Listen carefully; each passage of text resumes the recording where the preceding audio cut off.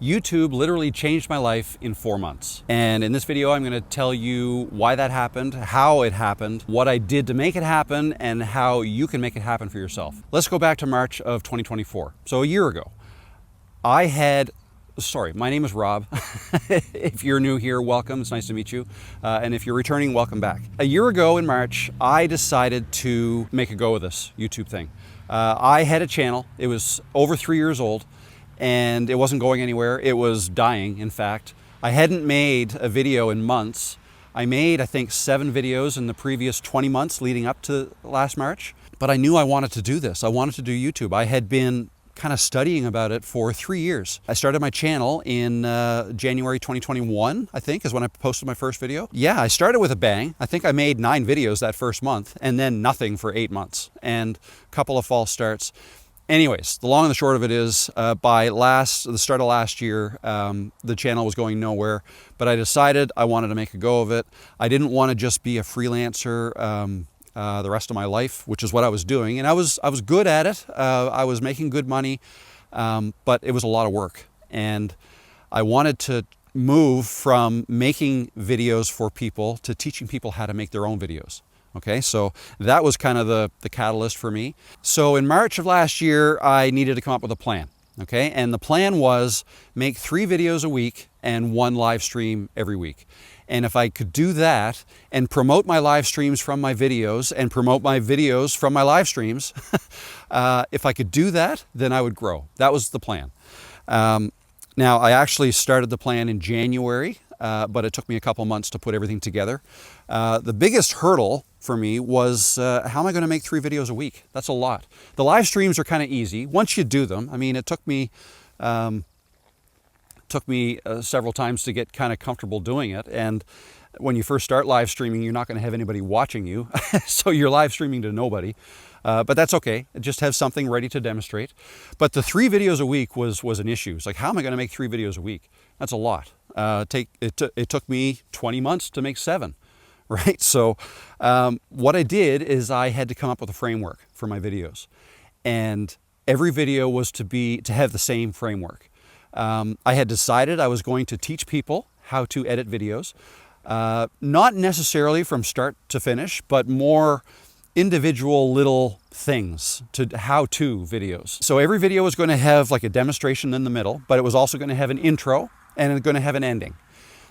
Every intro I wanted to be less than a minute. And in that minute, I wanted to announce what I was going to show them in the video, but then I was also going to plug my own live streams.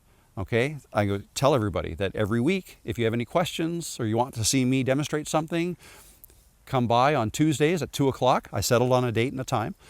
Come by with your questions and I'll help you out. And I also plugged the fact that I'm making 3 videos a week. And I said that I'm making these videos all the time. So if there's anything else you want to see from me, let me know in the comments below. Subscribe if you want to see more. So that's the way I set things up. And then also the ending. The ending, I did the same thing. I plugged the live stream and I plugged all my videos. Okay, and then when it came time to do the live streams, I would have an intro kind of ready for those as well, where I would explain to people what I'm doing. And those started slow. I think I had 4 people in my first live stream. My first one last March, that is. It wasn't my first one ever. But yeah, I had 4, and then I think I had 7 the second one. So it started slow, but it grew. Anyways, back to these videos. To do 3 videos a week, so I had the framework all set up. I also needed systems in place. So I needed a recording system and also an editing system. The recording system was that I was going to make my intro and my outro in one take. And to do those, I would write a script and use a teleprompter because I didn't want to mess those up. I wanted them to be delivered really quickly. I knew retention was a big thing that I needed to be able to retain people. And so I wanted to deliver those quickly. And the only way I could do that was with a teleprompter. So I know I'm kind of against them now, but not always. I do use it every once in a while, but I do think it's important to learn how to talk to the camera like this, kind of off the cuff, like what I'm doing now. But anyways, I used a teleprompter. That was part of the plan. And then the middle part of the video, I would record separately. because the middle part I was also recording my screen and demonstrating something, and that would be basically the meat of the video. And then I would edit them all together, and I would edit them consistently so they all kind of looked the same.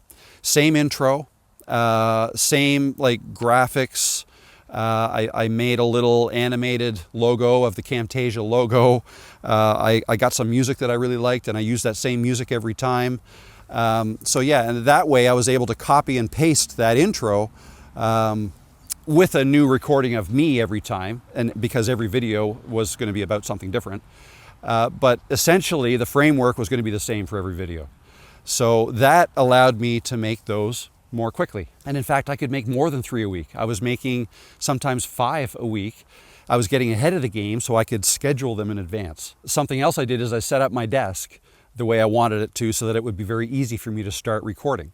So if I saw a comment in one of my videos or somebody asked me a question in a live stream, I could immediately write it down, and then when I finished doing what I was doing, I was ready to record. I could just hit record on the camera, record on my screen, record on my audio, and record.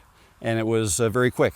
And as long as I kept my videos relatively short, then I could do these 3 videos a week. So by short, I tried to aim for between 5 and 10 minutes, and take a minute off for each of the intro and the outro. So that would be 3 to 8 minutes of actual content. So that was the plan. So now let's get to the results of my plan and these 4 months, March, April, May, June of last year. So again, before March, I think my watch hours were 285 hours per month, and the previous month. And if you do the math, to get 4,000 watch hours in a year, which is what you need to be monetized, that averages 333 hours per month. Okay. So I was averaging less than that, and the channel was shrinking. But what happened was in March, I got 324 hours. So almost to the average of 333 that I needed. But that was great. It was growing.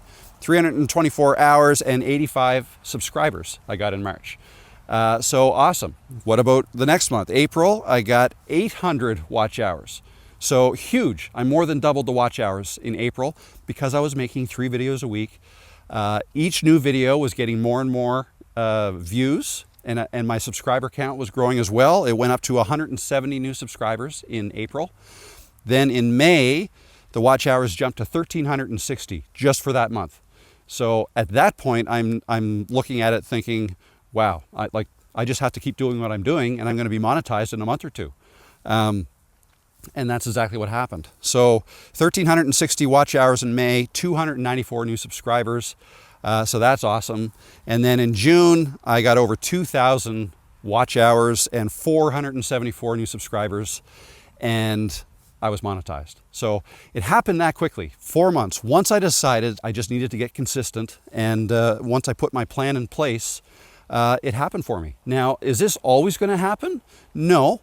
And I do have some ideas as to why it happened for me the way that it did. And I think the number one thing, besides having a consistent plan, I think the number one thing was that I was making videos that helped people solve a problem. Every one of my videos was teaching people how to do something.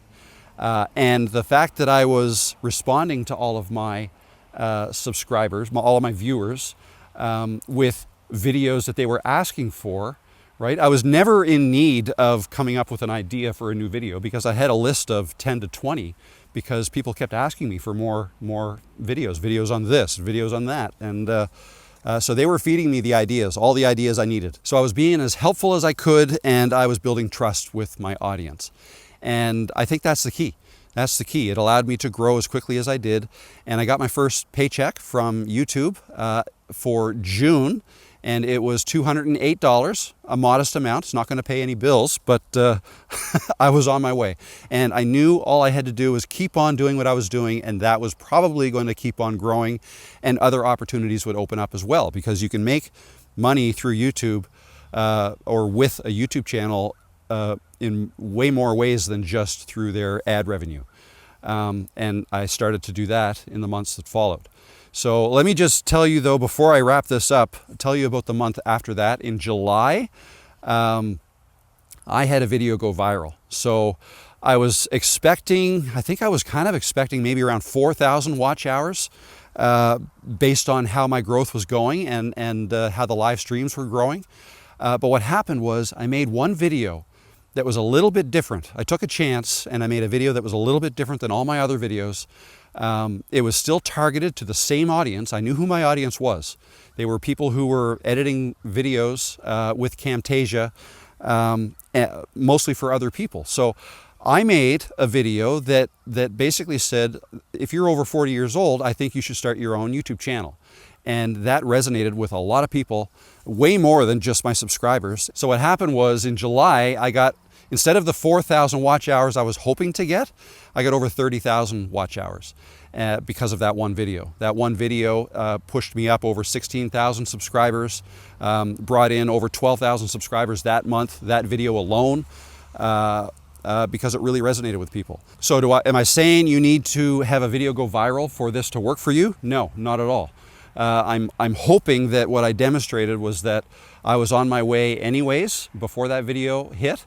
But what happened was, instead of the $200 that I made in June, for July I made almost $1,700.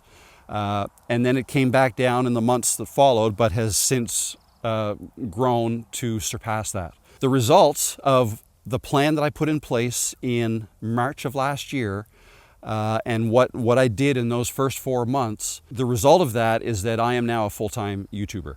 No, the AdSense money alone is not enough to pay all of the bills.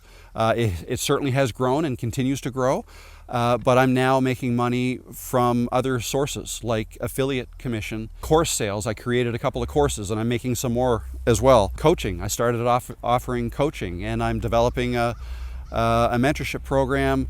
There's just a whole bunch of things that brand deals. What else is there? Something else. I'm missing something. Anyways, there's a whole bunch of other ways you can make money once you have a channel that you build that's helping people. You know, people need help with all kinds of things, not just video editing.